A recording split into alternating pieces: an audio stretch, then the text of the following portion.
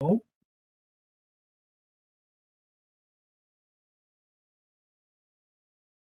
Hello, Eric. How are you? I'm fine. How are you? Can you hear me good?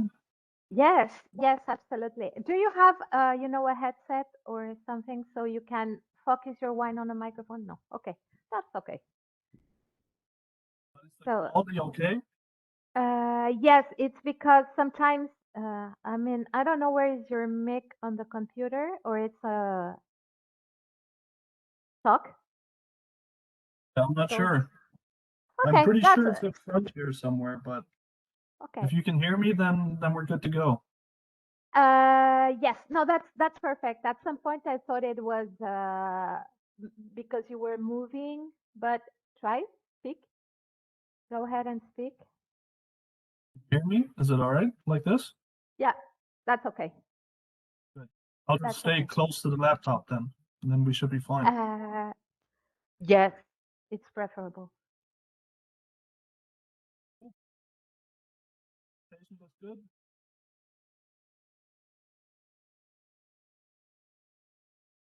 Go ahead. Do some 1, 2, 3, 1, 2, 3, like in the rock concerts. Test, test, test, test. Hello, everybody. Yes. Yeah, that's Would okay.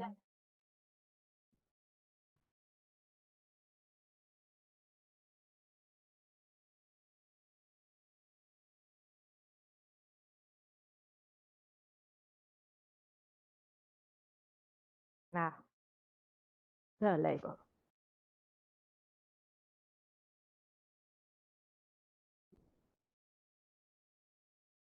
It's good. let me close the windows.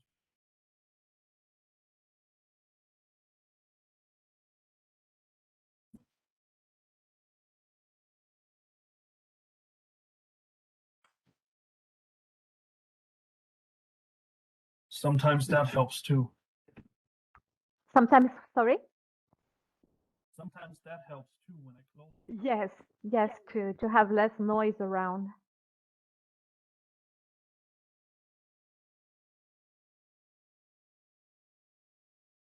A lot of people join. Pardon? I hope a lot of people join. Hopefully, yes, there have been people joining the conferences. Yes, and it's good to have a German winery that will change of all the of all the French guys. Don't worry, I will edit this conversation, and I will cut the beginnings. I will do the post edition of the video, so no worries. Yes, we have people from. Let me see who's on the stage show now.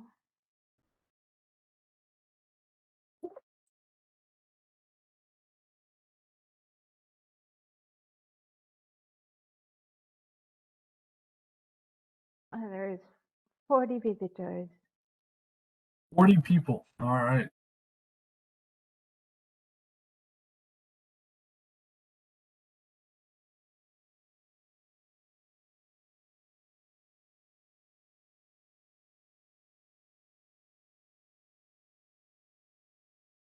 Maybe I can send another.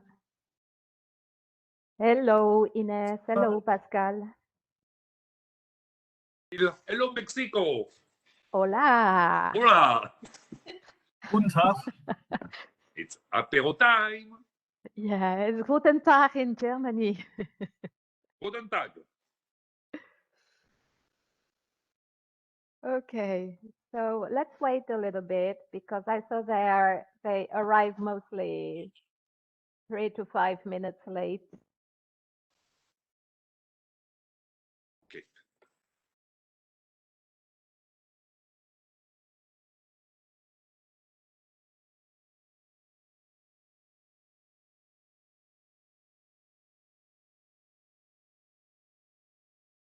Let me send another instant message. Da-da-da-dum.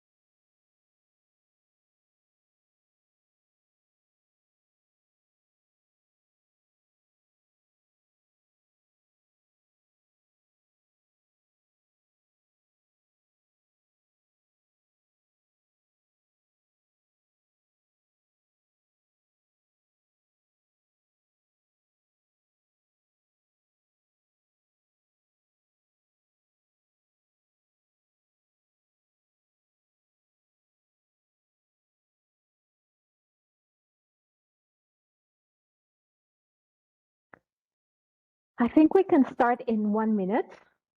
You know, I don't know if in Germany it is the same. In France, we say that when we are expecting for your guests to come for lunch, sometimes you have to start eating so they arrive. So, We have a different saying. It goes, des Soldaten Pünktlichkeit ist 10 Minuten vor der Zeit, which roughly translated means the soldier's punctuality is 10 minutes before the time you're supposed to be there. okay. So say it again in German. Satmi. Say it again in German.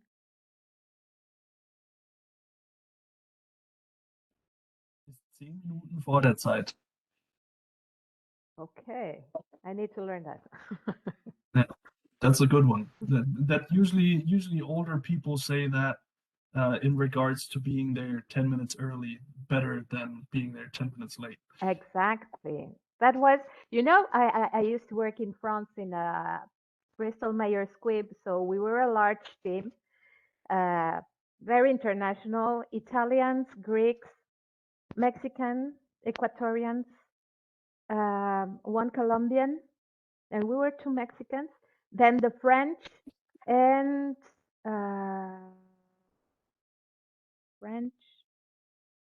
that's it. So this was the compliance and ethics team. And the people ahead of time, 5 minutes, 10 minutes ahead of time with the coffee were the Latins, all the Greeks, the Italians, the Mexican, and the Ecuadorians and the Colombians. We were always in time, so we really broke that rule of the Latins being late. Okay, so let's begin. Let's go. Erik, thank you very much for joining us, and thank you for accepting to present your winery in the Nahe. So the floor is yours.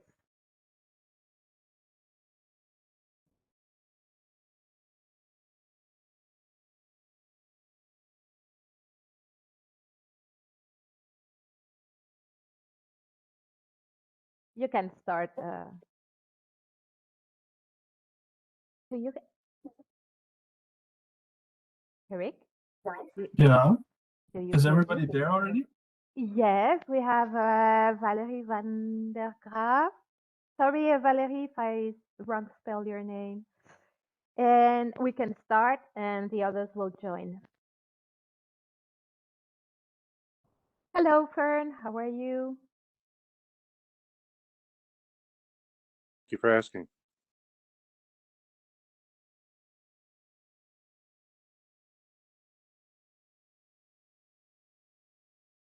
So, Erik, now anytime you can start your presentation.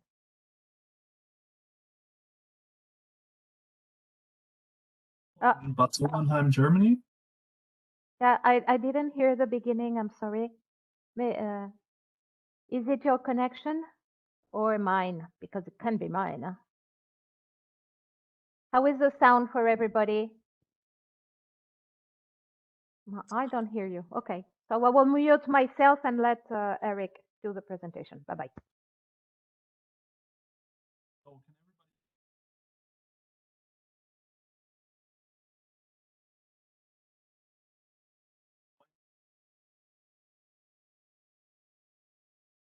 Nothing. No, Nothing. no. There is something on with your microphone, or probably it's your Wi-Fi. Now? Yes. Is it better? Yes, Yeah? better. Okay. I just changed the settings, so I hope everybody can hear me. Now? Perfectly. Good. Like I said, for the 5th time, I think now, my name is Erik Dillow. I'm the export manager at Winery Michel in Bad Sobernheim, Germany. I'm going to tell you a little bit about our winery, and I was also instructed by APVSA to tell you something about our region, the Nahe wine growing region. We're a family-run business. Generally speaking, we try to make wines that are more on the fruity side and have a very well-balanced acidity. And like I said, we're from the Nahe wine growing region, which is one of the smaller wine growing regions in Germany, but also one of the most prominent now, I think. Next slide. So I have just real quick something about me or about the winery itself. The winery's been founded in 1685. It's in the 7th generation now in the Michel family. We're situated in Bad Sobernheim, like I said, which is about, well, I would say on the bottom half of the Nahe River. We always strive to make the best quality wines for the best quality prices. And my generation, or the generation of my boss, Peter Michel, we try to incorporate some of the traditions of our forefathers and kind of innovate around that a little bit and modernize as well. That's a picture of me in case somebody cannot see me, but that's pretty much it.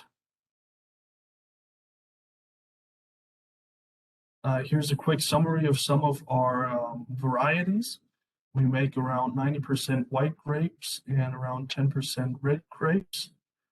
Currently, we have around 30 hectares of vineyards, and we mainly mature our wines in stainless steel barrels to bring out some more of the fruitiness and also to kind of keep a very clean taste. But some of our premium Pinots and also some of the select red wines are, of course, matured in American oak barrels to give it that premium kind of barrique flavor as well. With the white wines, we usually only use it on one grape variety, which is Pinot Gris, to incorporate a high amount of alcohol since it's a very high quality wine. Of course, there's a lot of sugar to begin with in the grapes, so we try to incorporate the strong flavors with a little bit of oak flavor as well.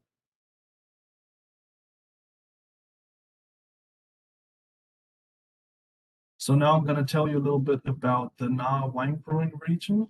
Wine has actually been cultivated here since ancient times. I believe the Romans actually started growing wine in our region when they came up here quite a while ago.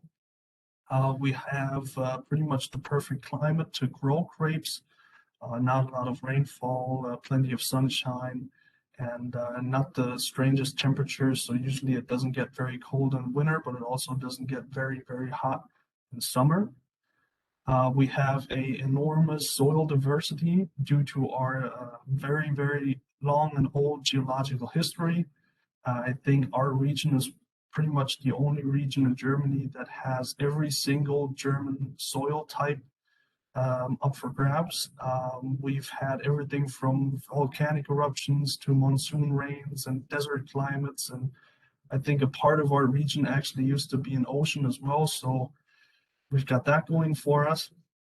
I think I wrote down a few examples as well, like rhyolite or andesite that you would find in the Waddener-Schichten, which is from the Oberrotliegend period and on the middle of the Nahe River. And then you go a few kilometers further, and then you'll find completely different types of soils like clay or loess, and that's more towards Bad Kreuznach. The different soils, of course, directly influence the flavors and the type and quality of wines. We always try to grow the type of grapes on the type of soil that suits the flavors best. And but I'm sure all of you already know that as wine specialists. As far as I know, the wine growing region was actually registered as an independent wine growing region in 1971.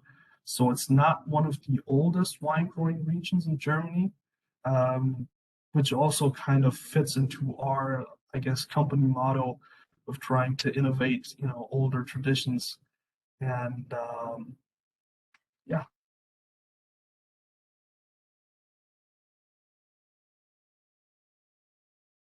So here's just a few examples of vineyards that are situated pretty much in a 1 or 2 kilometer circle around our winery. You can see that at the Sobernheimer Domberg, we have red sandstone.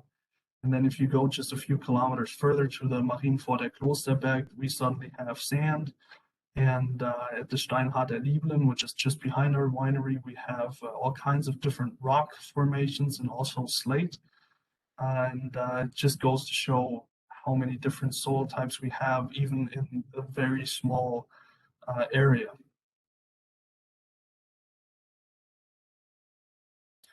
So another thing that is kind of special for us, or that we're actually known for in Europe and in Germany, is that we're a bit of a solution provider, I guess you could say. Usually we talk to our customers or our importers and so on to make sure that our product is always very well adapted to the target group or target market that we're trying to sell our wines in. For example, this is our European label. It's our main product line. It's a more modern and elegant design. It's aimed at a younger target group, and it's very eye-catching and bright. It's actually printed on a kind of aluminum foil label to make it completely reflective. And the next label I'm going to show you, this is our North American label, which is of course tailored to the North American or Canadian market. We got feedback from one of our importers in Washington that our main product line would not sell very well in the States. And we just adapted, basically, created a more traditional product, a little bit more elegant design, kind of aimed at an older target group as well, which would make sense in the States, of course. It has our traditional coat of arms in the foreground. And we simply adapted to the needs of the market and created a new product to make sure that we have something that we can sell in the States and Canada.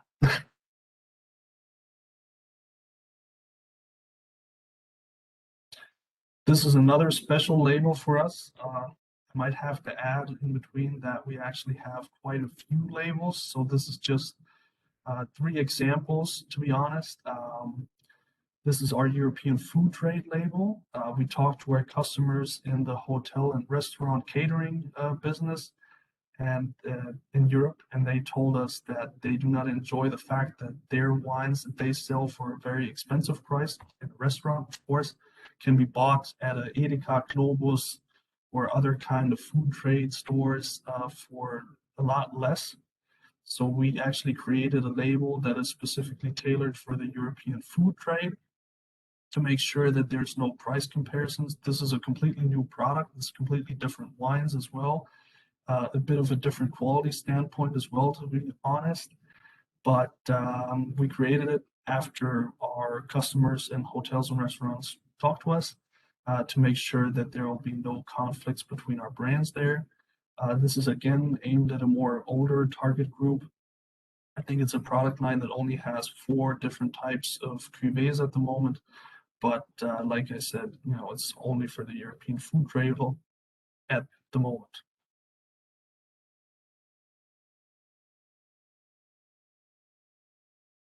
So just a quick summary at the end, why it would make sense to work with us, I guess. We always try to make the best wine for the best price. We're modern and international in both wine style and design, flavors and looks. We have no pricing on our website, so there will be no international comparisons of price. We have a dynamic export sales team, which would be me, I guess, and a few of my colleagues. We're always ready to create solutions for you, like you saw in the label presentations. We're a traditional family business, I guess you could say, very old as well.